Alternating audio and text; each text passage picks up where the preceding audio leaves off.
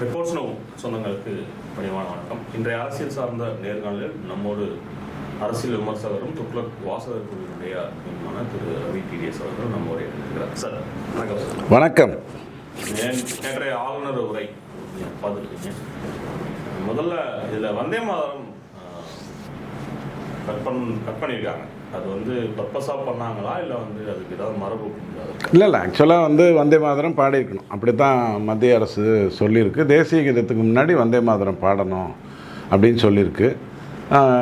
ஒரு give and take வந்திருக்கும். Sir நாங்கள் முதல்ல தமிழ்தாய் வாழ்த்து பாடிடுறோம், அதுக்கப்புறம் தேசிய கீதம் நீங்கள் சொல்கிற மாதிரி முதலையும் கடைசியிலையும் கண்டிப்பாக பாடணும். ஏன்னா ஒரு இடத்துக்கு நீங்கள் வந்துட்டீங்கன்னா அது உங்கள் இடமாயிடுது. கவர்னரை பொறுத்த வரைக்கும் அது ஜவஹர்லால் நேரு ஸ்டேடியமாக இருந்தாலும், சட்டசபையாக இருந்தாலும், லோக் பவனாக இருந்தாலும், அவர் ஒரு இடத்துக்கு போகிறாருன்னா அந்த இடம் அவருடையது, அவர் இருக்கிற அந்த நேரம் அவருடையது. அதனால தான் சட்டசபைக்கு உள்ளே வரும்பொழுது லோக் பவனுடைய காவல் அதிகாரிகள் தேசிய கீதம் பாடிட்டு அவரை சட்டசபையினுடைய காவலாளர்களுக்கு ஒப்படைச்சிட்டு அவங்க வெளியில் நிற்பாங்க. அது வெளியிலேயே ஒரு தேசிய கீதம் எப்போதும் பாடப்படும். அதற்கப்புறம் இவர் உள்ளே வர்றாரு. உள்ளே வந்த உடனே அன்னைக்கு மட்டும் சபாநாயகர் சட்டசபையின் தலைவர் இல்லை. ஆளுநர் உரை நிகழ்த்தும் பொழுது ஆளுநர் தான் தலைவர், எல்லாருமே ஒன்று தான் அப்படிங்கிற அடிப்படையில் தான் அது நடக்கும். ஸோ ஒரு கிவ் அண்ட் டேக் கொடுத்துருக்காங்க. சார் வந்தே மாதரம் தயவு செஞ்சு வேண்டாம், ஏன்னா இஸ்லாத் சகோதரர்கள் அவங்க மரபுப்படி யாரையும் வணங்க மாட்டாங்க இறைவனை தவிர. தாயை மதிப்பாங்க, ஆனால் தாயை எல்லாம் வணங்க முடியாது.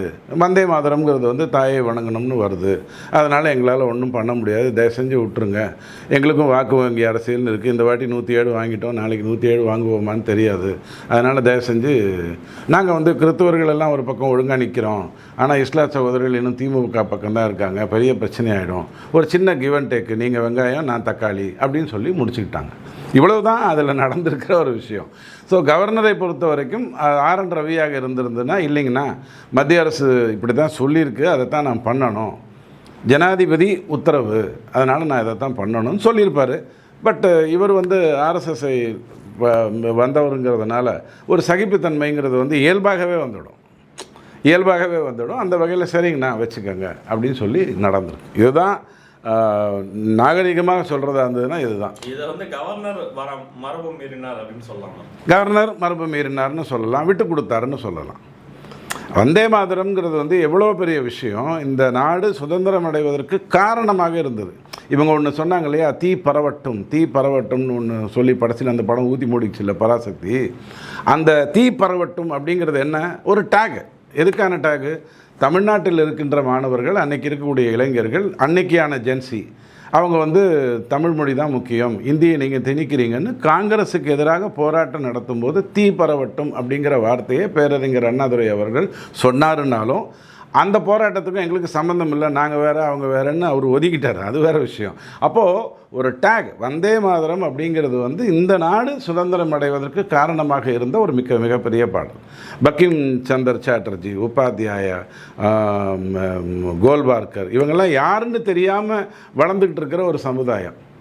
அவங்கக்கிட்ட போய் எப்படி நம்ம சொல்கிறது, எப்படியெல்லாம் பாடுபட்டு இந்த நாடு பெரிய அளவில் வந்தது அப்படின்னு சொல்லணும். ஓகே, ஒரு கிவ் அண்ட் டேக் அப்படிங்கிற அடிப்படையில் வச்சுக்கலாம். இதுவரைக்கும் தேசிய கீதமே முதல்ல பாடப்படவில்லை அப்படின்ற மரபையும் இந்த முறை கவர்னர் பாருங்கள், 2021க்கு பிறகு தான் இது சொல்லப்பட்டது. அதுக்கு முன்னாடி தேசிய கவர்னர் வர இடத்துல தேசிய கீதம் பாடணும், கடைசியில் வரணுங்கிறது அவங்க கடைபிடித்து கொண்டு வந்திருந்த ஒரு விஷயமே வழியே வலியுறுத்த வேண்டிய அவசியம் வரல. வலியுறுத்த வேண்டிய அவசியம் எல்லாம் 2021-22க்கு பிறகு தான் வந்தது. உங்களுக்கு ஞாபகம் இருக்கும், எங்கள் தாத்தா எங்கள் கொள்ளு தாத்தாலாம் சினிமா போய் பார்க்குறாங்கன்னா முதல்ல தேசிய கீதம், கடைசியில் தேசிய கீதம் திரைப்படத்திலே போடுவாங்க.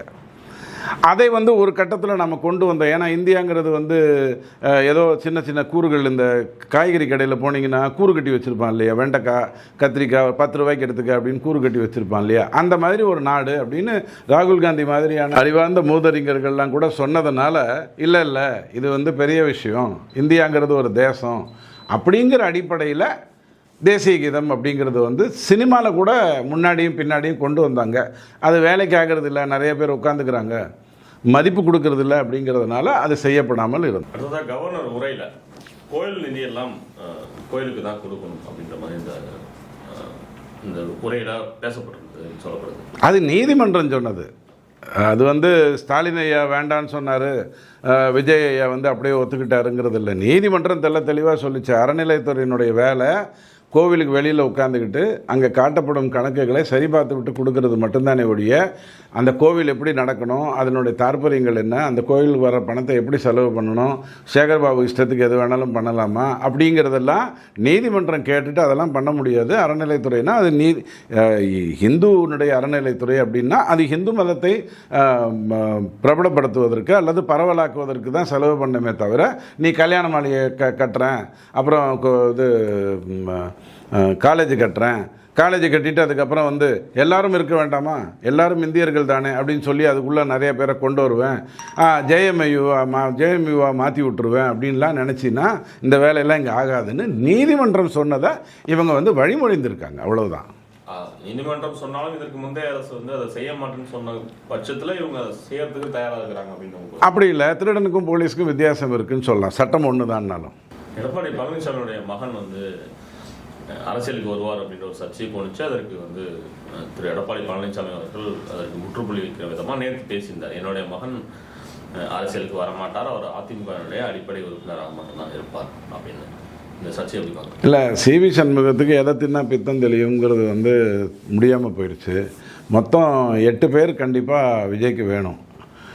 அதிமுகவிலிருந்து எம்எல்ஏக்கள் இல்லை மொத்தமாக 8 பேர் ஏன் வேணும் அவருக்கு அப்படின்னு சொன்னால், அவரிடம் 106 இருக்குது. காங்கிரஸ் எப்படியுமே பிரச்சனை இல்லை, கரெக்டாக வேஷ்டியை மடித்து கட்டிட்டு உட்காந்துருவாங்க. ஸோ 111, இன்னொரு 8 பேர் வந்ததுன்னா 119, திருச்சி கிழக்கில் ஜெயிச்சுட்டா 120ங்கிறது ஒரு ட்ராக்கு. இன்னொரு ட்ராக் எப்படியுமே இவங்ககிட்ட 106 + 5 111 இருக்குது. கம்யூனிஸ்ட்டு, விசிகா, ஐஎம்எம்எல், அமமுகலேருந்து ஓடி வந்து ஆனால் அவருடைய எம்எல்ஏ பதவி பறிக்கப்பட போகிறது, அவரையும் சேர்த்தா அது ஒரு 120ன்னு வருது. இவங்க முறைச்சா அவங்க முறைச்சா இவங்கன்னு ஆட்சி செலுத்திடலாம், அதுதான் நல்லது அப்படின்னு விஜய் நினைக்கிறாரு. ஸோ 8 பேர் வரணும். எங்கே போய் கூப்பிட்டு வர்றது? முதல்ல கதை விட்டு 25 பேரை கூப்பிட்டு வந்து, சொல்லப்போனால் 17 பேர் மட்டும்தான் எடப்பாடி ஐயா கிட்ட கையெழுத்து போட்டே கொடுத்தாங்க. அந்தளவுக்கு மோசமான ஒரு நிலைமை இருந்தது. அதிலேருந்து வந்து எல்லோரும் வந்துடுவாங்க, கவலைப்படாதீங்க, நாங்கள் என்ன சொன்னாலும் கேட்பாங்க, எனக்கு தான் சட்ட நுணுக்கங்கள்லாம் தெரியும், அதிமுக இன்மிலண்ட் என்னோடது தான், ஒரு இலை நான், இன்னொரு இலை வேலுமணி அப்படிங்கிற மாதிரிலாம் கதை விட்டு பார்த்தாங்க, நடக்கலை. ஸோ அப்போ சண்முகம் வந்து என்ன பண்ணணும்? இப்போ விஜயபாஸ்கருக்கு பிரச்சனை இல்லை, தப்பிச்சிட்டாரு.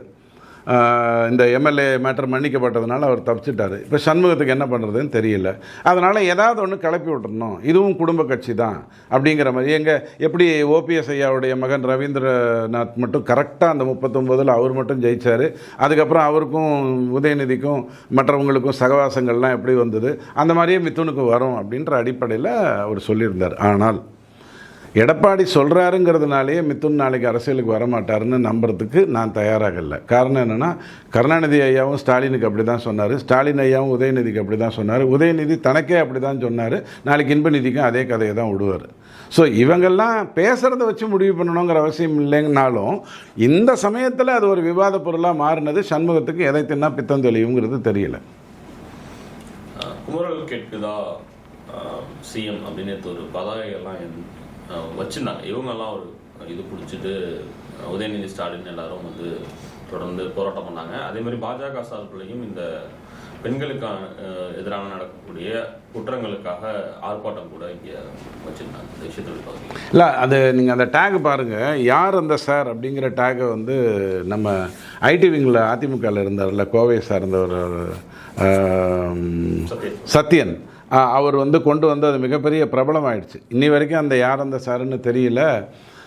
ஸ்டாலின் ஐயானா சட்டசபையிலே சொன்னார், என்ன ஒரு சார் தான் உனக்கு தெரியுமா, எனக்கு 100 சார் தெரியும்னாரு. இன்றைக்கும் அவர் வந்து அந்த 100 சார் யாருன்னு சொல்லலை.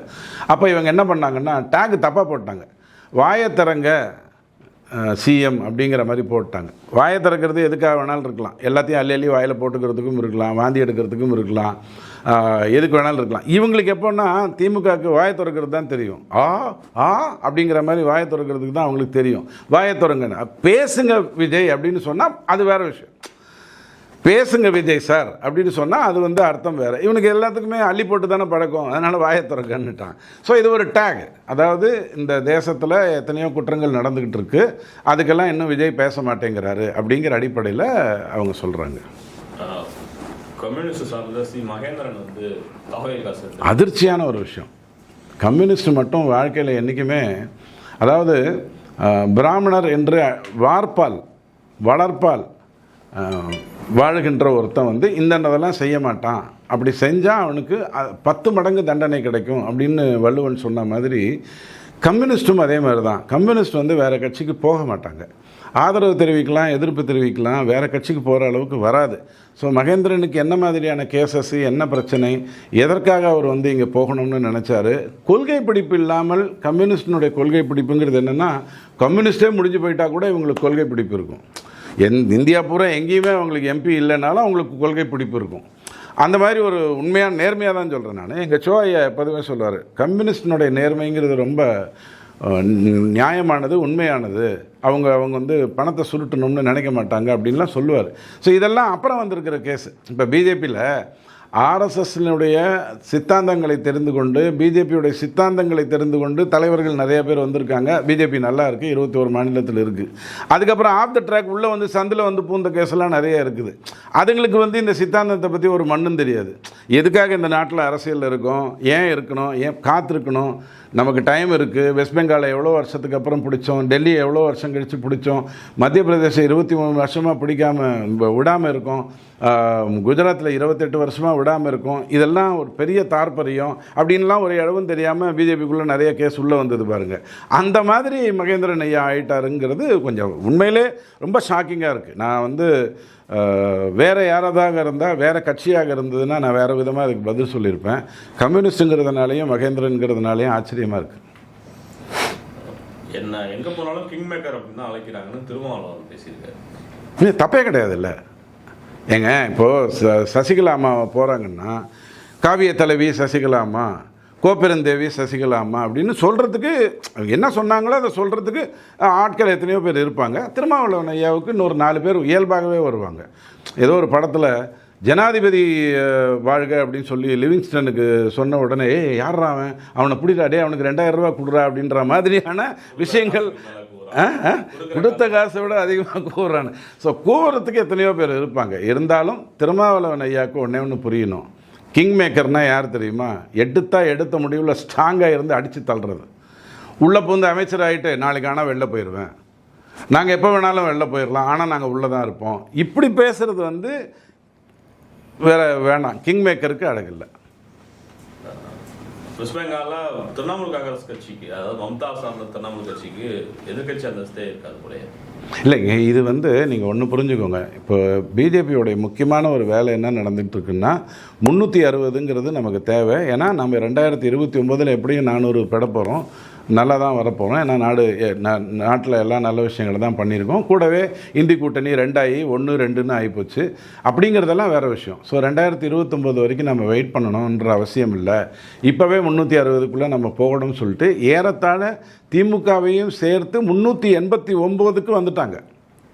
இன்னும் அறிவிக்கப்படலையே தவிர 389 வரைக்கும் பிஜேபி வந்துட்டாங்க.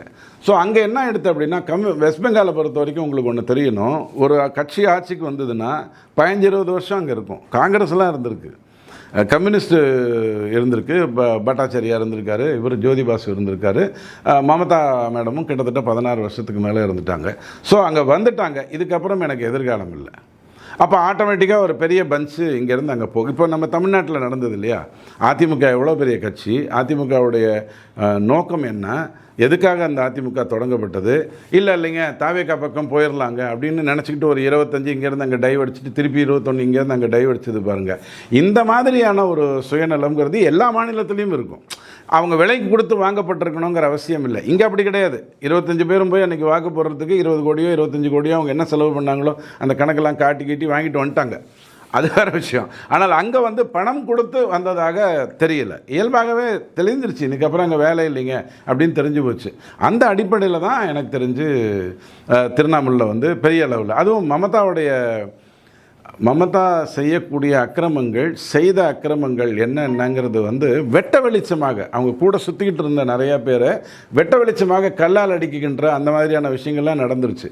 இதுக்கப்புறம் நாம் அங்கே இருந்தால் பிரச்சனை ஆகிடும் அப்படின்னு சொல்லிட்டு அவங்க அங்கே வந்திருக்காங்க. கஸ்தூரி மாதிரியோ விஜயதாரணி மாதிரியோ மற்றவங்க மாதிரியோ மகேந்திரன் ஐயா மாதிரியோ முடிவெடுக்கலை. இது வந்து இயல்பாகவே வேறு வழி இல்லை. நீங்கள் எதிர்க்கு உட்காந்து என்ன பண்ண போகிறீங்க? அப்படிங்கிற அடிப்படைக்குள்ளே தான் அது நடந்திருக்கு. இதோட இணைந்து கொள்வது